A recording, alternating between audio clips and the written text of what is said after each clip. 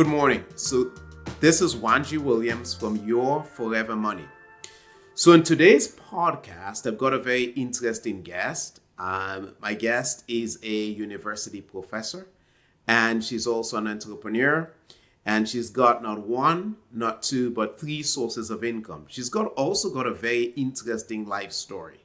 So without much ado, let me go ahead and bring on camera my friend Colleen Law. So good morning, Colleen. How are you? Good morning, Wanji. I'm doing just fine. How about yourself? Very, very well. Very, very well. So to start off today's podcast, Colleen, I'd like you to tell me a little bit about yourself. So where did you grow up? Where did you go to university, get your vocational training? What did you study, etc., etc.? So could you kick us off with that? Sure. My early life until I was about 11 or 12 was in California, mostly in the San Francisco Bay Area. And then we moved to the East Coast, specifically to New Jersey. Mm-hmm. And that's where I spent the rest of my life until I was 18. Then I went to undergrad in Massachusetts, Western Mass at Mount Holyoke College. Then I went almost directly into my master's program for public health at University of Michigan, Ann Arbor. Then I worked in D.C. for about 3 years. And then I went back to Massachusetts, this time to Eastern Massachusetts, and went to Brandeis University, where I studied social policy and mental health policy. Interesting. Very, very interesting. So you've kind of moved around quite a bit. Yes, I have. And where do you live now, for the benefit of our guests? Nashville, Tennessee. You live in Nashville, Tennessee. Yes. Which is where I also live, right? So that's where I met you. We both met at church. So before we get into your businesses, which I find very interesting, in fact, before we started the podcast, we almost went down a rabbit trail as I was learning more and more and more about one of your businesses. But a couple months ago, I learned that early in your life, you went through a tragedy. Yes. Do you mind telling our audience what that tragedy was and how you pulled out of that? Not at all. In my third year of my PhD program at Brandeis University, I had just finished my comprehensive exams. And I walked home and I found a sheriff's deputy on my porch. Not a good thing. Not a good thing. He was there to tell me that my husband and my 3 children, who were triplets, had just been killed in a car accident. And he didn't tell me right there on the porch. He took me to the hospital. And I don't remember very much for several years after that. The snippets that I do remember were that I remember the ground coming up to meet me in the hospital. You know, because I passed out. Wow. I remember about 10 minutes at the funeral, I saw my husband's casket come out, and that was hard enough. But when they brought my boys, they were only 4 years old. Wow. So when they brought the first casket out, that was it. I passed out. The next thing I remember, I was in a mental health hospital. Oh. Yes. And I actually, in this particular hospital, I guess I had been there a couple of months before it really sort of sunk in to where I was and who I was and oh my goodness, that kind of thing. Okay. And I remember sitting in the day room. Yeah.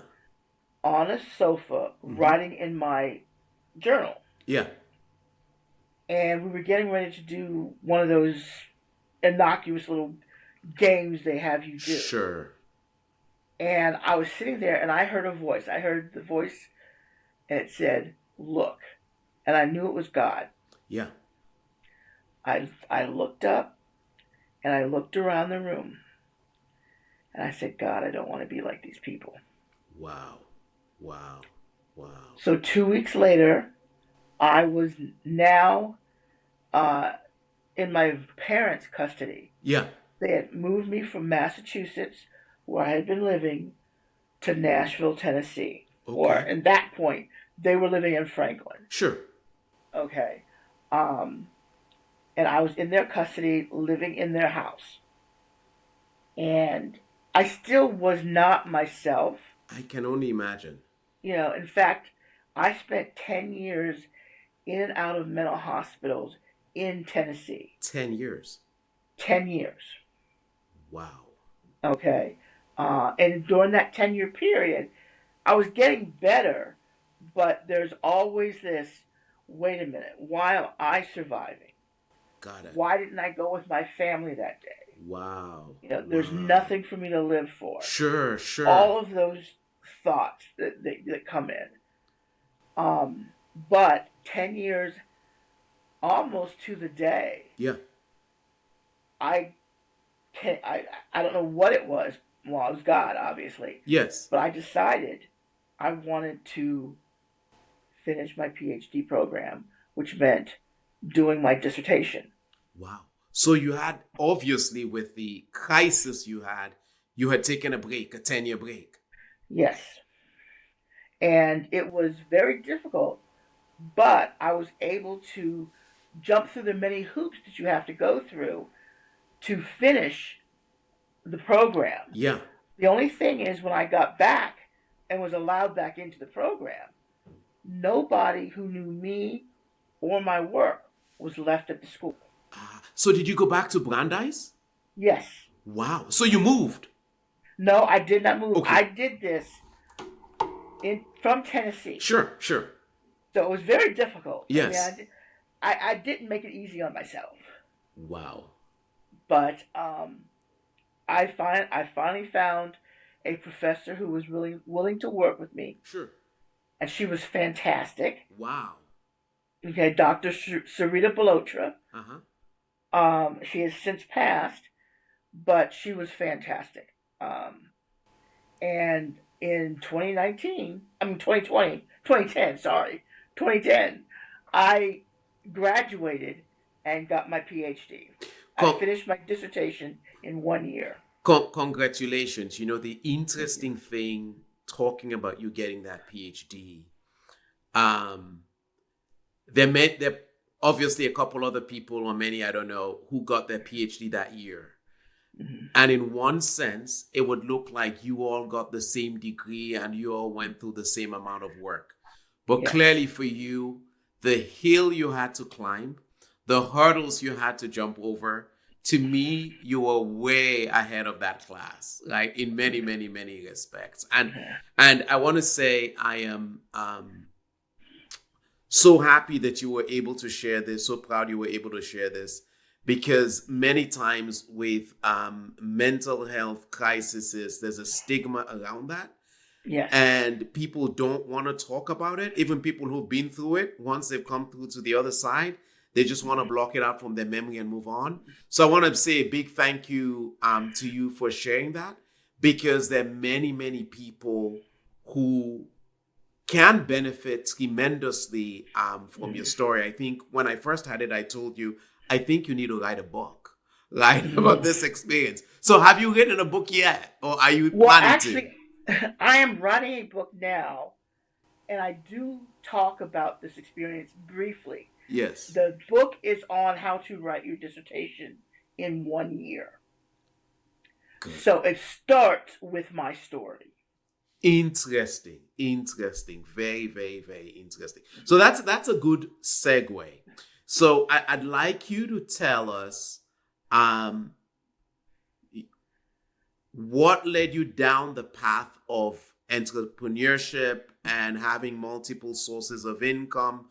Can you talk us through some of that? I certainly can. At the start of the pandemic, well, let me go back just a little bit. Sure.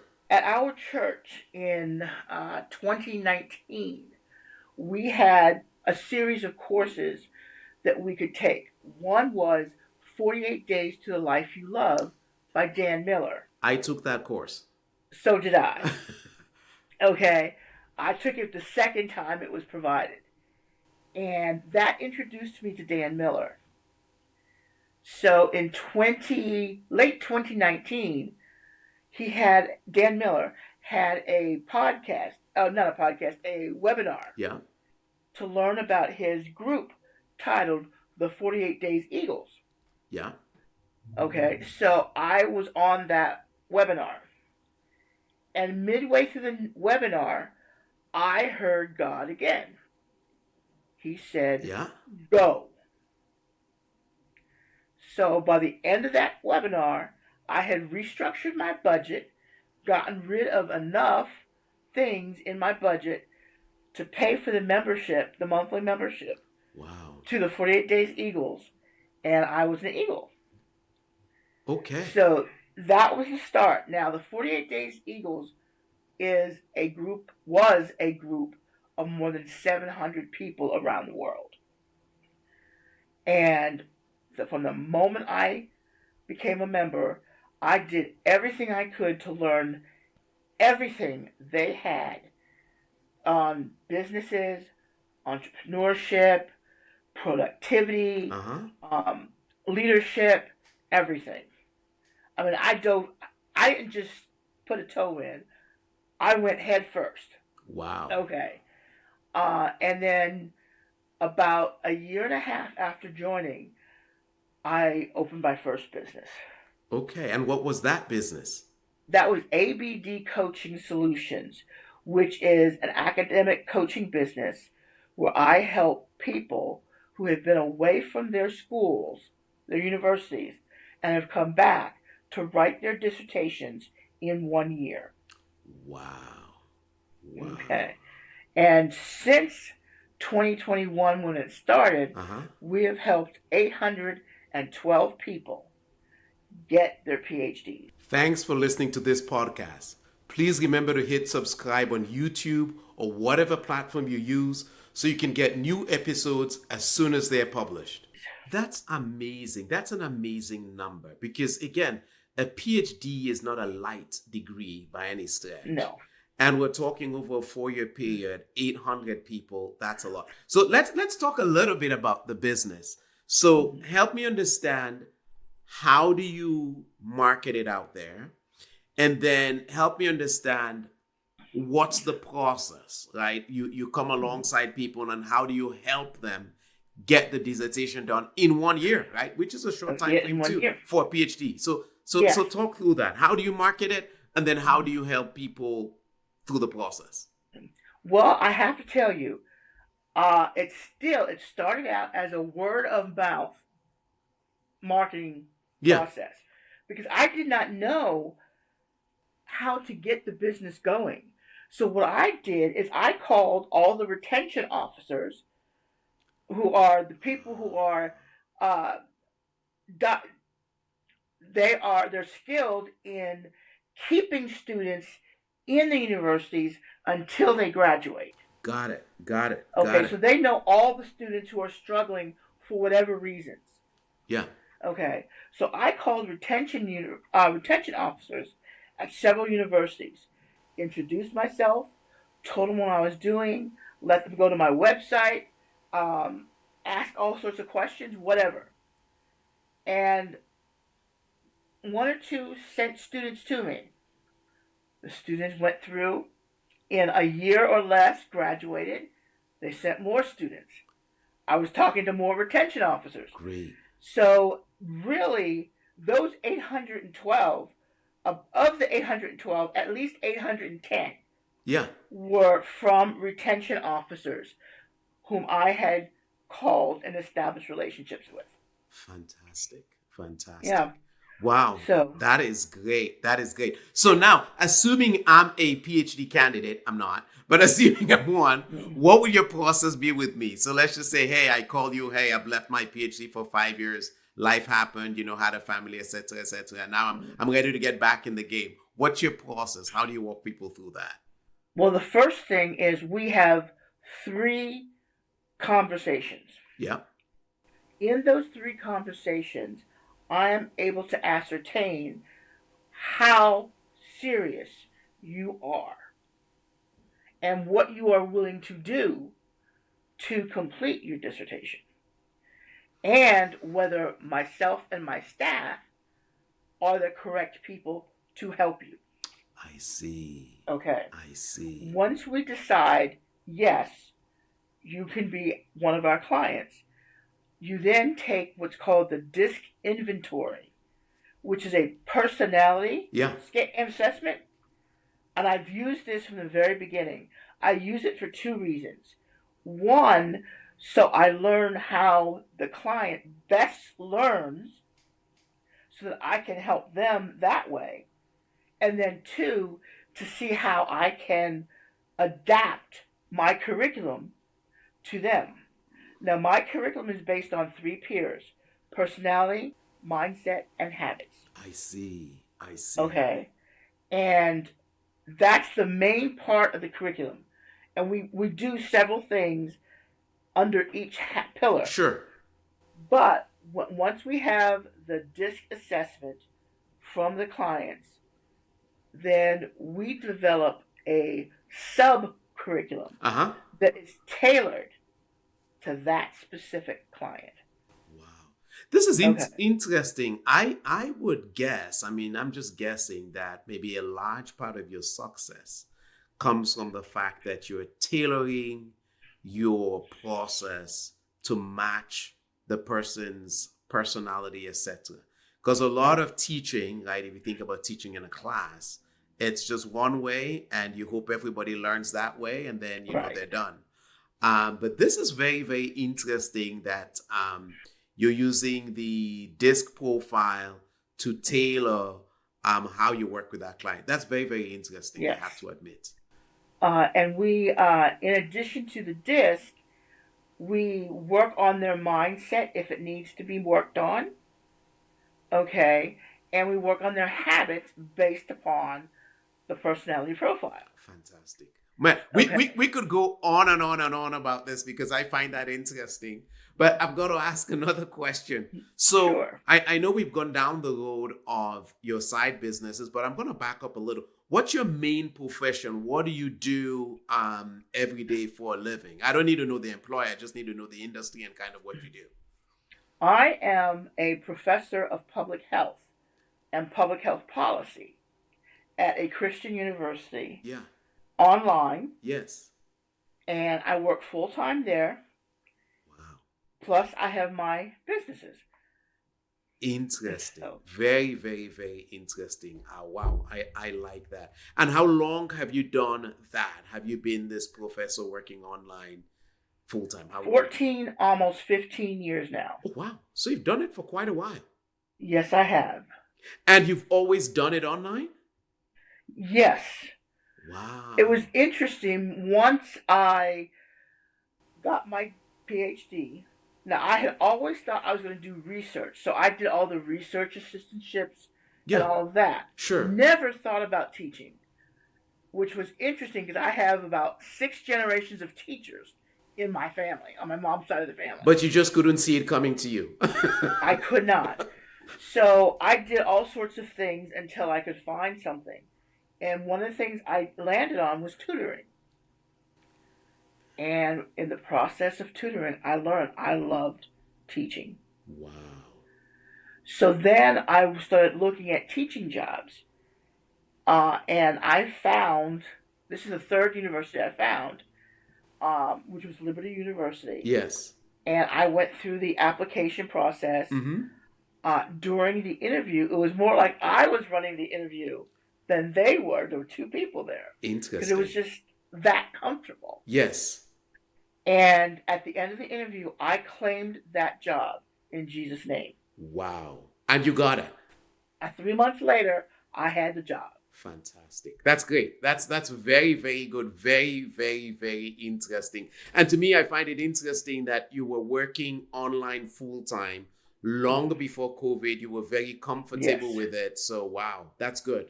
Yes. Very interesting story there. Okay, so I'm going to pivot a little and let's go, because I know you have more than one business. Let's go to your second business. What is your second business and how did you get into it? Okay, The second business was established the second year I was 48 Days Eagle. Okay. Okay. And it's a Lego building business. And I'm talking about the little Legos, those little bricks that adults step on in the middle of the night and have interesting curses come out of their mouths. Wow. Okay. I know. And I can't Yes. imagine how Legos could be a business. So I'm all ears. Let me hear. Okay. Well, I build Lego houses. I've always built Lego houses. I started building them my first year in college. My brothers were 13 and 15 years younger than me. And so when I came home from college, I wanted something I could do with them. Uh-huh. They were already playing with Lego. So I started playing with it too. Wow. So basically, on all of my vacations, my brothers and I would be sitting on the stairs and they would be building cars, trucks, rockets, whatever. Sure. And I would be building houses. Interesting. And over the years, people asked me to build houses for them. Uh-huh. Because they saw, I built first my mom's houses, then I built my grandmother's house. Oh my goodness. Okay, that's the one where people saw it, and because it had an inside and the outside, and it was 2 levels. Wow. Okay, that connected all Yes. together. So that's when people really started asking me to build a house for them. Well, when I wanted to make it a business, I advertised a little bit, Sure. and some people came to me. Yeah. But what really set me off was I had one client who had a big train Yes. thing in their basement. Yes. He was and he wanted his train to go through the Old West. So he asked me to build a very large saloon. Uh-huh.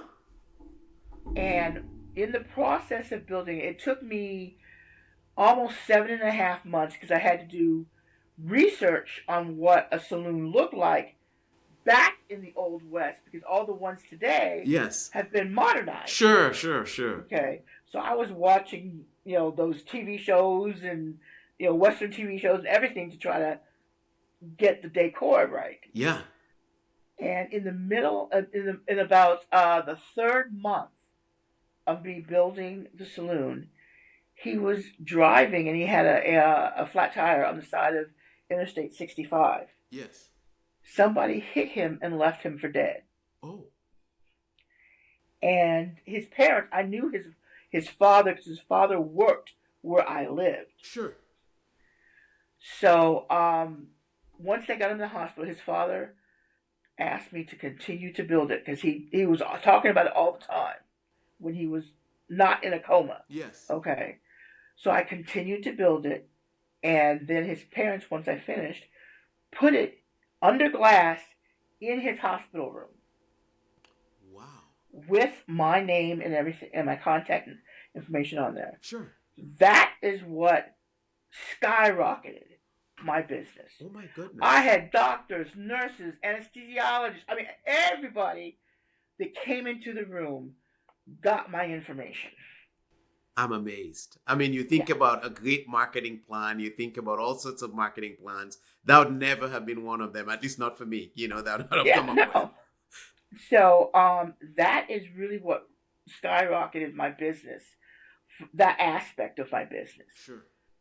Now, I was also working with a friend of mine, in the 48 Days Eagles, and he suggested building for real estate agents. Yes. So I called real estate agents, trying to get them interested, and I called probably a dozen of them. Yeah. Well, I went to some smaller ones, and almost every real estate agency has a gifting program. Yes. Where once someone buys their house, they give them a gift. Sure. Well, I convinced these smaller agencies to let me build the house they were selling in Lego, and they could give that as a gift to the person who bought the house. Started doing that, and I was just building them for a small price. Sure. But it steadily grew up. And the medium-sized agencies heard about it. Then the larger agencies heard about it. Wow. And so now I work with a large national agency building their houses for 5 of their agencies across the country. Oh my goodness. So then you're definitely in multiple states. Yes. So tell me, how does that process work? Because let's just assume, the state is Georgia. I know you live in Nashville. How does that work? How does the agency in Georgia get the house? Because you're in Nashville. Yes, it's very interesting. First of all, I have 7 builders. Oh, okay. All of whom are on the autism spectrum. Interesting. Okay. Which is unbelievable for my business because they love Lego and they once they start building it, they don't stop until they're done. So it gets done very quickly. Interesting. But once I have given them all the specifications, then they build it. They let me know when it's done. We get online and I check everything. Once it's checked, their parents, because my master builders are not interested in anything but building. Sure. So their parents have all the stuff they need. Yes. To package it and send it to the client. Wow. So it gets shipped? It gets shipped. In its built state? Yes. Oh my goodness. See, all of the houses are built out of new Lego, which means it has grip. Yes, yes. Okay. So they stay together. Okay. I will not use used Lego or old Lego or anything like that. It's all new. This is amazing. And Colleen, help me understand, because now you're building somewhat of a customized house. Are you the one designing it customized, or using an out-of-box Lego design to put these houses together? No out-of-box Lego designs. For the individuals who come to me who want their dream house built or whatever, they describe it, I draw it, show it to them, make sure everything's fine. Yeah. They pick out the colors, the size, all that. Then I go about building it. Fantastic. Give me an idea size-wise. How big are these things, like, on average? Oh, now they vary. We build 6 different types of houses. Okay.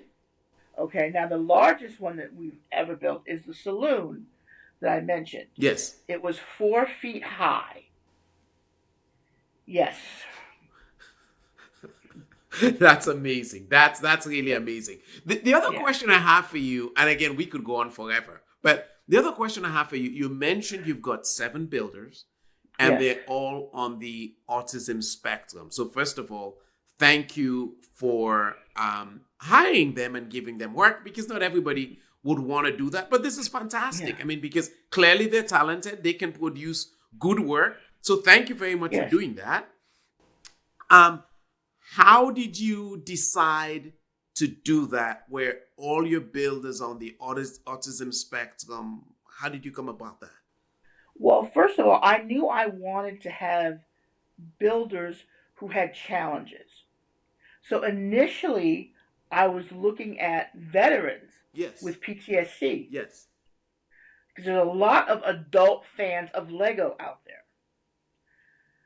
And I did have one veteran with PTSD who worked with me for the first year, and then he went off on his own. Oh, I see. In his state. Got it. Okay. But a friend of mine had a son. They live in New Jersey, who's on the autism spectrum. Yes. And she showed him some of the houses I was building. He's like, I want to do that. Wow. So I let him go ahead and show me what he had. Yeah. And he was good. He was very good. So I said, okay, I will give you a client. Interesting. And it started that way. And once he was established, some of the friends that they knew who had children on the autism spectrum saw that he was happy, he was making money, His parents were happy, and they were doing the side pieces that their child couldn't do. Sure. So then they called me, and I gave their student, their son or daughter, a interview, and they moved that through that like that. And so I decided, you know what? This is my population. Interesting. Colleen, you have many, many interesting stories. As I said, we could go on forever about any one of these, but I got to ask a question. So now you've got two businesses, and these are not like sole entrepreneur businesses per se. I mean, you've got employees working for you in both businesses. I know you've got 7 here. Yep. I didn't even ask how many you've got on the dissertation side. What led you down the path to decide to open businesses or get side income? What was the driver? Well, first of all, I actually have another side business Oh, okay. that you didn't know about because I started it in the past 2 months. Okay. And what's that So, business? Can we talk about that briefly? yeah, I'm a business coach. So I help people who are trying to establish businesses, but I specifically help people who are bootstrapping their business. Interesting. So I help them build their businesses. I'm going to tell you, when we started the interview, as you started talking about the dissertation business, I was going to mention, have you thought about coaching people who want to start a business? Well, you're already there. So no surprise, you're well ahead of Yeah. me. Congratulations and thank you. Okay. No problem. So what caused you to go down this path of multiple businesses, multiple sources of income? Because that's what I frankly like coaching people on, is not so much absolutely getting a business, but more making sure you don't have one source of income where something beyond your control happens, you lose that source of income, and it causes you and your family, all sorts of financial stress. So Right. I'm very, very much interested in that and coaching people through that. So what caused you to go down this path? Well, I tell you, again, it's the 48 Days Eagles. Because in everything I learned and all the webinars and conferences and everything I went through, there were enough people in the group who had the experience of their main source of income going away. There we go. There we go. And I said, you know what? I don't want to be there. Okay. And one of the big things for the 48 Days Eagles and Dan Miller is to build the life you love. So that includes your business. Excellent. Excellent. Okay. And so I thought, well, I've been teaching remotely. I love doing that. I've built these businesses, which I love. And I have firsthand knowledge of friends whose main source of income went away. Yeah. Yeah. And I said, I don't want to be in that position. Great. I had been put in a lower financial position through the death of my family. Yes. Yes. And I had to build out of that. Yes. When I was in the hospitals, I was on Medicaid and Medicare. Yes. Oh, wow. Okay. Wow. Yeah. Because of your income being so low. Right. And so I had to work my way off of those and move up where I was making my own money and could live on my own and could thrive. Wow. And so I realized that the only way I was going to truly thrive for a long time in the life I loved was to have multiple sources of income.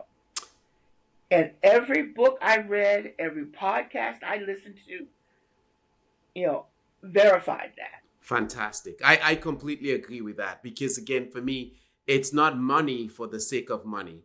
It's making sure you take care of income so you can go live the life of your dreams. For me, it's extremely important, because I think you can never get to the life of your dreams if you do not take care of the income. There's always going to be, you're always going to need income as long as you're alive.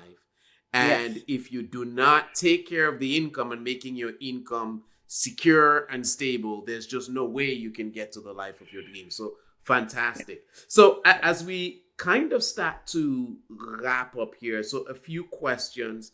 So roughly, what's your, again, I don't, not necessarily specific numbers, but in terms of breakdown, what's your income breakdown in terms of percentages? So maybe you get 50 or 60% from your main source, and then your other two businesses give you 40, 50%. What's that roughly? I just want to get a rough idea. Well, my academic coaching has given me anywhere between 40 and 57% of my income. Wow. Okay. Wow. Over the years. Yes. My Lego business has given me 28 to 32%. Wow. Okay. My Liberty only gives me 20%. Wow. Being an online professor at a Christian university, you don't make much. I see. Okay. And it was only a year before my academic coaching brought in more than my teaching. I see. And so now I've started the business coaching, and already it's 10%. You've got a phenomenal breakdown, I have to tell you. That's a very, very good, healthy breakdown, where you're very well diversified. And the fact that you've got your business is providing more than your full-time job, kudos to you. That's really, really, really great. Really good. Thank you. So as we wrap up here again, what advice would you give to people who only have one income source and just don't know where to start? What's your advice to them? Well, first is get more than one income stream. And my second piece, well, part of that is there is a Japanese structure, I guess you say, called Ikigai, which looks at 4 areas of life. Okay. And it's like a Venn diagram. Okay. And when all of the 4 circles intersect, that is where you should focus your efforts in life, because it's where you get the most out of all 4 areas. So I would suggest they go through the Ikigai, do that, find out what that area is, and then do the research to figure out what they can do in business, okay, where that area is most prominent. Interesting. Thank you. This is phenomenal. Wow. Thank you. So, Colleen, if people wanted to reach out to you, right, because they listen to the podcast and they're interested in one or two of your businesses as a customer, how can they reach you? Okay, well, there's several ways. If they're interested in dissertation coaching, they can reach me through my website, which is abdcoachingsolutions.com. Okay. If they're interested in Lego building, they can reach me through custombrickhouses.com, which is my website. Okay. The business coaching, I haven't developed a website yet. It's new. Sure. But I also have a personal website that they can reach me at, and that's Colleen.e, which is my middle initial, .law at iCloud.com. Good. We will put all of those in the meeting notes. But this has definitely been a very, very interesting interview for me. I have learned a lot, and as I mentioned, I could go on and on and on. And you can be sure offline, I'm going to be bugging you and asking you questions, etc., etc. Colleen, thank you very, very, very much. I really appreciate this, and I wish you all the best. Thanks for what you're doing in so many different businesses and different aspects of life, not only improving yourself, but certainly improving the lives of your employees and for your customers. Thank you very much. Have a great day. Thank you. And thank you for having me today.